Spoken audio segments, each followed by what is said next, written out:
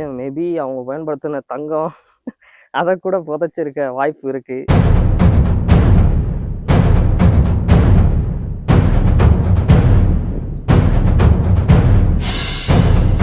நம்ம முன்னோர்கள் நமக்காண்டி எவ்வளோ அற்புதமான இந்த உலகத்தை கொடுத்துட்டு போயிருக்காங்க. நம்ம அவங்களுக்கு எப்படி கொடுக்கணும்? கைஸ் எல்லாருக்கும் வணக்கம். புதுக்கோட்டை மாவட்டம் அன்னவாசலில் உள்ள இந்த சித்தனவாசலுக்கு தான் இன்றைக்கி நாங்கள் வந்திருக்கோம். சித்தனவாசல் எல்லாருமே வீடியோ எடுத்து போட்டிருக்காங்க.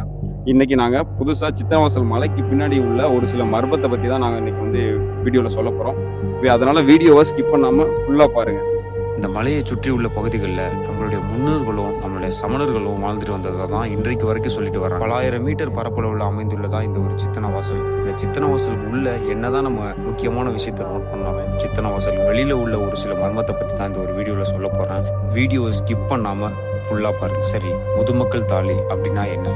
படித்த வரைக்கும் உள்ளதை சொல்கிறேன். நம்ம முன்னோர்கள் பண்டைய காலத்தில் அவங்க இறந்த பிறகு எகிப்தில் எப்படி மம்மியை புதைச்சா பயன்படுத்தின பொருட்களையும் சேர்த்து புதைப்பாங்க, அதே மாதிரி நம்ம முன்னோர்கள் இறந்தொட்டி இனிமேல்ட்டு இந்த பூமிக்கு வந்துட்டு நம்ம எதையும் கொண்டு போக போகிறது கிடையாது. அதனால் அவங்க பயன்படுத்தின பொருட்களை அவங்களோட சேர்த்து புதைக்கிறாங்க. நாங்கள் நினைச்சது ஒன்று, ஆனால் அங்கே நடந்தது ஒன்று. இந்த ஒரு சமாதிக்கு மேலே வேற எந்த சமாதியும் இருக்காதுன்னு தான் நினச்சோம். ஆனால் உள்ளே போக போக தான் எங்களுக்கு தெரியுது இங்கே பல சமாதி இருக்கு. இருந்த மனுஷனுங்க இவங்களாம் எவ்வளவு காலத்துக்கு முற்பட்டவர்கள் அப்படிங்கிறது ஒரு மிகப்பெரிய ஆச்சரியம் தானே. சோசியல் சயின்ஸ் பொறுத்தவர்களெல்லாம் ஸ்கூலில் படிச்சிருப்போம். இந்த முதுமக்கள் தாலி இப்போ நம்ம சித்தனவாசல் பக்கத்துலையும் இருக்குது. சித்தனவாசல் மலை இருக்குன்னு இவ்வளோ நாள் எல்லாத்துக்கும் தெரியும், சமணர் மடக்கு இருக்குன்னு தெரியும், பூங்கா இருக்குது, இதெல்லாம் தெரியும். ஆனால் இது போன்ற முதுமக்கள் தாலி இருக்கிற விஷயம் நம்மளுக்கு பல பேர்த்துக்கு தெரியாது. இந்த இடத்துக்கு யாரும் வந்தாலும் தயவு செய்து இந்த தொழில்துறை போர்டை படிக்காமல் வந்துடாதீங்க. ஏன் மேபி அவங்க பயன்படுத்தின தங்கம் அதை கூட புதைச்சிருக்க வாய்ப்பு இருக்குது. அதுக்குன்னு தாய் கிழவி படத்தில் வர மாதிரி மெட்டல் டிடெக்டர் எடுத்துகிட்டு வந்து எதுவும் நைட்டு வச்சு ஆராய்ச்சி பண்ணிடாதீங்க, சரிங்களா? தங்கம் எங்கே இருக்குன்னு தோண்டிடாதீங்க. ஏன்னா போர்டில் போட்டிருக்காங்க, தொல்லியல் துறை சார்பாக இதை யாரும் சிதைச்சாலோ அல்லது இதை தோண்டி பார்த்தாலோ அவங்களுக்கு 2010 ஏதோ தண்டனை இது போட்டிருக்கிறாங்க. இன்னும் இந்த பகுதியில் நிறைய கருங்கற்கள்லாம் இருக்குது. அந்த இடத்த விட்டு கொஞ்சம் கொஞ்சமாக நாங்கள் முன்னோக்கி நகர ஆரம்பிச்சோம். மலையிலேருந்து முன்னோக்கி நடக்க நடக்க எங்களுக்கு மிகப்பெரிய ஒரு அதிர்ச்சி காத்துக்கு இருந்துச்சு. இந்த இடத்துல வந்து பார்த்தா கண்படுற இடம் எல்லாம் இந்த ஒரு தாலிகள் தான்.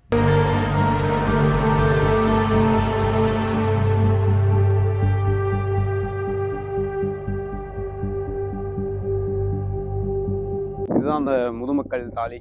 நம்மளோட முன்னோர்கள் எல்லாத்தையும் மொத்தமாக புதைச்ச இடம்.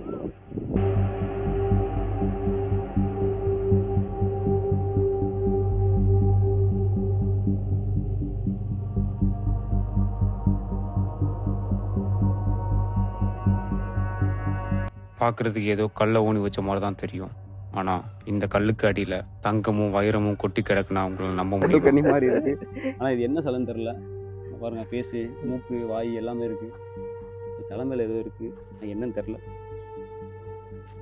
இங்கே ஒரு மிகப்பெரிய ஒரு குளம் ஒன்று இருக்குது. ஆனால் தண்ணி கொஞ்சம் கம்மியாக இருக்குது. வெயில் காலம் எங்களாலே பார்த்தீங்கன்னா நடக்க முடியல. ஆனால்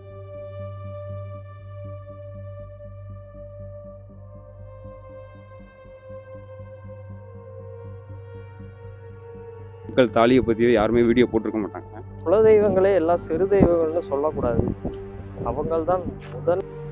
ஆனால் நம்ம எல்லாரும் நம்ம கும்புற குலதெய்வத்தை சிறு தெய்வங்கிறோம், அதுக்கு மேலே உள்ள கடவுள்களை பெருதெய்வம்னு சொல்கிறோம். நாங்கள் எதிர்பார்க்காத ஒன்றுனா இதுதான். இப்பேற்பட்ட மலைக்கு பின்னாடி இப்படி ஒரு இயற்கையான பகுதி இருக்குன்னு எங்களால் நம்பவே முடியல. நிறையா இருக்கு. பேர் செய்ய பயன்படுத்துவாங்கல்ல,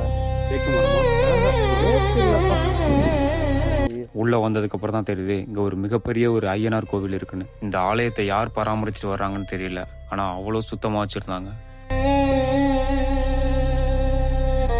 இந்த கோவில்ல உள்ள ஒவ்வொரு குதிரையும் குறைஞ்சது 12 அடியாவது இருக்கும். கண்படுற இடமெல்லாம் சிலைகளாக தான் இருந்துச்சு.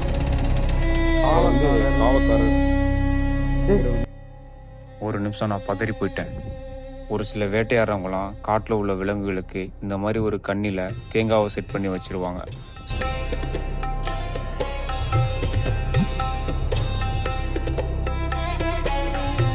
இங்கே இருக்க ஒரு சில குதிரையெல்லாம் பார்க்குறதுக்கு பயங்கரமாக சேதம் அடைஞ்சிருந்துச்சு.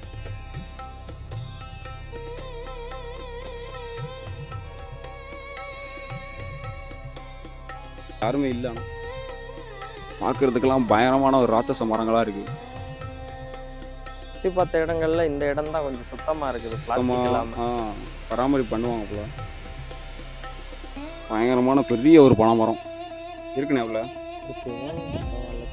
இந்த கோவிலை சுற்றி பெரும் கரும் பாறைகளாக தான் தென்பட்டுச்சு. பாறையெல்லாம் வந்து வளருதுன்னு சொல்லிட்டு இருக்காங்களே, அது உண்மையிலே வளருதா? எப்படி வளரும் எனக்கு தெரியல. நான் வந்து அதான் கேட்குறேன் உங்கள்கிட்ட. உங்களுக்கு தெரிஞ்சா எனக்கு சொல்லுங்க. மலை எப்படிடா வளரும்? இன்னும் சில பேர் சொல்லுவானுங்க, இந்த நார்த்தா மலை, சித்தனாசல் மலைலாம் ஆஞ்சநேயர் சஞ்சீவி மலையை தூக்கிட்டு போறப்ப அதுல இருந்து விழுந்த ஒரு சின்ன பீஸு தான் நார்த்தா மலை அப்படின்னு சொல்றாங்க. இதெல்லாம் எப்படி நம்புற மாதிரியா இருக்கு? உண்மையிலே ஆனா மழை வளராது. மலை வளராது. ஆனா இந்த மலை இருக்கிற அளவுக்கு வேணா அன்றைய காலத்துல மண்ணு இருந்திருக்கலாம். அது நாளடைவுல ஒரு நிலநடுக்கத்தினாலேயோ அல்லது மலையோட தண்ணி வந்து அதிக. அந்த ஐயனார் கோவில இருந்து ஒரு 10 மீட்டர் தொலைவுல இன்னொரு கோவிலை பார்த்தோம். இந்த கோவில்லாம் இருக்கு. இந்த அம்மன் கோவில் நினைக்கிறேன். அம்மன் கன்னிமார்கள்னு போட்டிருக்கு. ஸோ வீடியோ எடுக்கலாமான்னு தெரியல எங்களுக்கு, அதனாலே நான் கிட்ட போக விரும்பலை. இது என்ன கோவில்னா? கரந்தைய கருப்பர் ஸ்ரீ அடைக்கலங்காத்தார். நாங்க இந்த இடத்துக்கு போனோன்னே என்ன பறவைன்னு தெரியல, பயங்கரமா சவுண்ட் போட ஆரம்பிச்சு. சத்தத்தை உங்களுக்கு இருக்கா? குயில் கத்து. குயில் மட்டும் இல்லை, மயில் என்னென்னமோ இருக்கு. பல பறவைகளுக்கும் குரங்குகளுக்கும் உணவளிக்கிற விதமாக தான் இங்க ஒரு மாமரம் இருக்கு. எக்கச்சக்கமான மாங்காவை வந்து குரங்குகள்லாம் பிடிங்கி வேஸ்ட் ஆகி கிடக்கு. குரங்கு கடிச்சிருக்கா, அணில் அணில் கடிச்சிருக்கான்னு தெரில. ஆனால் ஏகப்பட்ட மாங்காய் வந்து வேஸ்ட் ஆகி கிடக்கு. பாருங்க, மரத்துலேயே நிறைய இருக்குன்னு நினைக்கிறேன். மேலே அங்கே பாருங்க, தெரியுதா அவங்களுக்கு? ஃபுல்லாக மாங்காய் தான். ஸோ வந்து எங்களால் இதை வந்து பிடுங்க முடியாது. ஸோ வந்து கேட்டு போட்டிருக்கானுங்க மலையை சுற்றி. அதையும் நெளிச்சிட்டு யாரோ போயிருக்கானுங்க. எதுக்கு போயிருக்கானுங்கன்னு தெரில. எதுக்கு போவாங்க? அங்கே அவங்களோட முதுமக்கள் தாலியை உருவாக்கதேன், பிளாஸ்டிக்கு, கண்ணாடி பாட்டில், சரக்கு பாட்டில போடவேன்.